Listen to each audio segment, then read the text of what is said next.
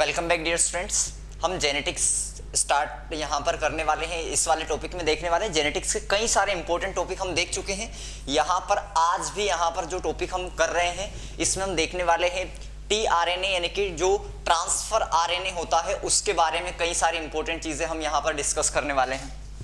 तो देखिए, अगर हम टीआरएनए की यहाँ पर बात करते हैं, टीआरएनए तो आपको ऑलरेडी पता है कि टीआरएनए का फंक्शन क्या होता है यहाँ पर, यानी कि एक तो रीडिंग का काम होता है कि जो जेनेटिक कोडोन होता है यानी कि जो कोड पाया जाता है एमआरएनए के ऊपर जो टेम्पलेट एक तरीके से होता है उसको रीड करने का काम जो है ये किसका होता है, टीआरएनए का होता है। तो एक तो ये ध्यान रखें, टीआरएनए क्या करता है, from the very beginning of the proposition of code it was clear to Francis Crick that there has to be mechanism to read the code and also to link it to the amino acid। तो जब Francis Crick ने सबसे पहले इसके बारे में यानी कि जब बताया था जेनेटिक कोडोन के बारे में, तो उससे पहले ही क्या था, उससे पहले ही फ्रांसिस क्रिक को एक ये चीज पता था कि कोई ना कोई ऐसा मैकेनिज्म होता है जो कि उस कोडोन को रीड करने का काम करता है। हालांकि जेनेटिक कोडोन की डिस्कवरी जो थी वो जॉर्ज गेमो ने किया था, पर उससे पहले ही फ्रांसिस क्रिक को एक आइडिया था कि कहीं ना कोई ऐसा मैकेनिज्म होता है जो रीड करने का काम करता है। देखिए, जो अमीनो एसिड के को रीड करने का काम करता है, साथ में उससे जोड़ने का काम करता है।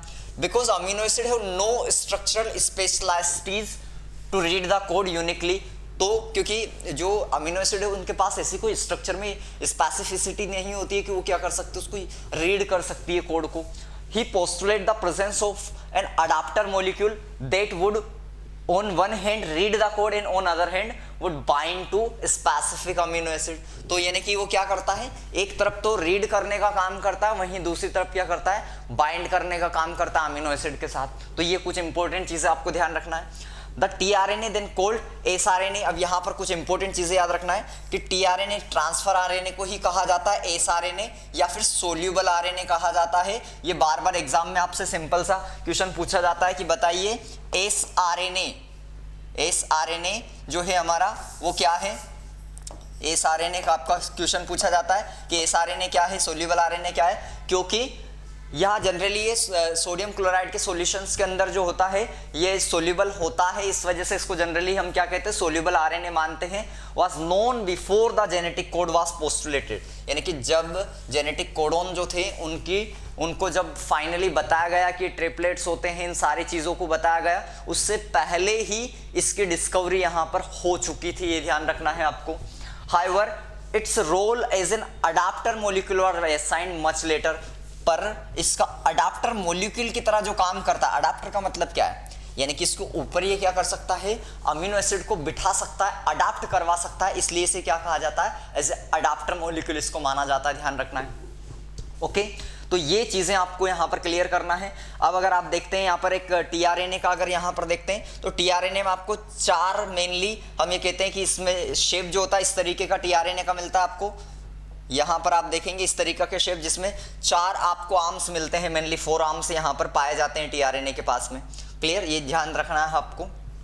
तो देखिए यहाँ पर क्या क्या आपको दे रखा है एनसीईआरटी में, और वो सारी चीजें आपको थोड़ा सा देख लेना है। TRNA has an anticodon loop. एक आपको दे रखा है कि टीआरएनए जो होता है उसमें क्या पाया जाता है, एंटीकोडोन लूप पाया जाता है। एंटीकोडोन का मतलब क्या है, यानी कि जो आपका अमीनो जो आपका एमआरएनए, ये आपका क्या है, ये आपका एमआरएनए है, ये आपका एमआरएनए का सीक्वेंस है। तो ये एमआरएनए का जो सीक्वेंस है इस पर जो कोडोन है उसके जस्ट हम ये कहेंगे कि कॉम्प्लीमेंट्री में आपके एंटीकोडोन होते हैं। देखिए जैसे एडिनिन के सामने क्या है, यूरेसिल है, ग्वानिन के सामने साइटोसिन है, यूरेसिल के सामने एडिनिन है। तो इस तरीके का एंटीकोडोन एक लूप पाया जाता है, हम ये कहते हैं।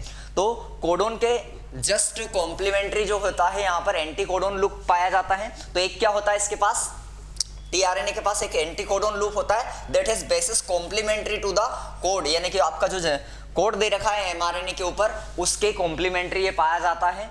And it also has an amino acid acceptor and. एक तरफ क्या होता है इसमें, अमीनो एसिड एक्सेप्टर होता है। तो इस तरीके का एंड है जिसमें से ये वाला तो आपका क्या कर रहा है, कोडोन को यानी कि एंटीकोडोन लूप है इसमें, ठीक, एंटीकोडोन लूप पाया जाता है। और यहाँ पर हम बात करें तो अमीनो एसिड को बाइंड करने का एंड पाया जाता है इसके पास, जैसे दे रखा है आपको कि यहाँ पर अमीनो एसिड बाइंड होती है, इसमें 3 प्राइम एंड पर जनरली अमीनो एसिड यहाँ पर बाइंड होती है इसके पास। तो क्या लिखा हुआ है, and it also has an amino acid acceptor end to which bind to amino acid, जिससे अमीनो एसिड से ये बंधता है। TRNA are specific for each amino acids, ये बार बार क्वेश्चन पूछा जाता है और स्टूडेंट्स कंफ्यूज हो जाते हैं। यहाँ पर क्या होता है, यानी कि टीआरएनए जो होता है हर एक अमीनो एसिड के लिए स्पेसिफिक होता है, इसको नोट कर लेना अच्छे से। टीआरएनए जो होता है अमीनो एसिड्स के लिए स्पेसिफिक होता है, यानी कि अलग अलग अमीनो एसिड के लिए अगर हम बात करेंगे तो अलग अलग हमें टीआरएनए देखने को मिलते हैं। क्लियर। और आपसे क्या ध्यान रखना आपको यहाँ पर, for initiation there is another specific tRNA that is referred as initiator tRNA, जो रिएक्शन को शुरुआत करवाता है। यानी कि जब हम प्रोटीन की बात करते हैं, प्रोटीन का जब सिंथेसिस होती है जिसको हम ट्रांसलेशन कहते हैं, तो ट्रांसलेशन में जब इनिशिएशन होता है तो उसके लिए हमें स्पेसिफिक एमआरएनए, स्पेसिफिक टीआरएनए आपको मिलेंगे। जब आपको पता है कि जो स्टार्टिंग में एयूजी कोडोन होता है, स्टार्टिंग कोडोन हम एयूजी को कहते हैं, तो वहां पर हमें स्पेसिफिक टीआरएनए मिलते हैं। इसके लिए there are no tRNA for stop codon. और ये भी ध्यान रखना कि स्टॉप कोडोन के लिए कोई भी टीआरएनए नहीं होता है स्टूडेंट, ये एग्जाम में भी आपको पूछा जाता है। तो there is no tRNA for stop codon. अगर आप फिगर में देखते हैं, the secondary structure of tRNA has been depicted that looks like a clover leaf. अगर आप इसका स्ट्रक्चर देखते हैं तो ये कैसा दिखता है, क्लोवर लीफ की तरह स्ट्रक्चर दिखाई देता है। क्लोवर लीफ की तरह आपको इसका स्ट्रक्चर दिखाई देता है। इन actual structure the tRNA is a compact molecule. इसका सेकेंडरी स्ट्रक्चर आपसे पूछा जाता है, इसका सेकेंडरी स्ट्रक्चर क्लोवर लीफ की तरह दिखता है। एक्चुअल में इसका शेप देखते हैं हम, इन actual structure the tRNA is a compact molecule which looks like inverted L. तो उल्टे एल की तरह इसका शेप दिखाई देता है। ये कुछ चीजें हैं जो आपको नोट कर लेनी है, एक एक चीजें इंपॉर्टेंट है, ध्यान रखना, कुछ भी यहां पर मिस नहीं करना है। तो हमने यहां पर क्या देखा है, टीआरएनए के बारे में सारे इंपॉर्टेंट चीजें देखी है। टीआरएनए का मेन काम क्या होता है, एक तो अडाप्टर मॉलिक्यूल की तरह होता है, यानी कि अमीनो एसिड्स को उसके ऊपर अडाप्ट करने का काम करवाता है, उसको बिठाने का काम करता है अमीनो एसिड को। और क्या काम है इसके, और काम है जेनेटिक कोड को रीड करना। जो एमआरएनए के ऊपर एक सीक्वेंस पाया जाता है, जो जेनेटिक इंफॉर्मेशन पाई जाती है, जो डीएनए से लेकर आता है, वो उसको रीड करने का काम होता है। कुछ याद करने वाली चीजें ये है कि इसकी डिस्कवरी जो है वो पहले ही हो चुकी थी, जेनेटिक कोड से पहले ही इसके बारे में पता था।